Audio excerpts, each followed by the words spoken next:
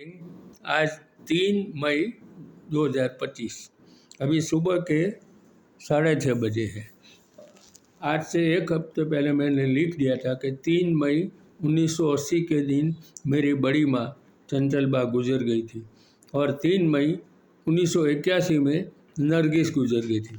अभी मैं आपको 1981 में आई फिल्म एक ही बोल का गीत सुनाऊंगा जो SP बालासुब्रमण्यम ने गाया था और संगीतकार लक्ष्मीकांत प्यारेलाल थे, गीतकार आनंद बख्शी थे।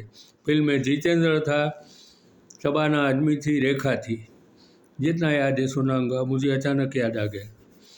बेखुदी का बड़ा सहारा है, वरना दुनिया में क्या हमारा है।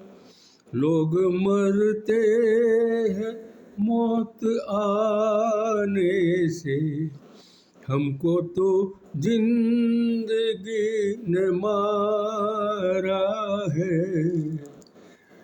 बेखुदी का बड़ा सहारा है। इसके साथ मेरे 1263 ऑडियो वीडियो सब मिला के हो गए गीत। Thank you.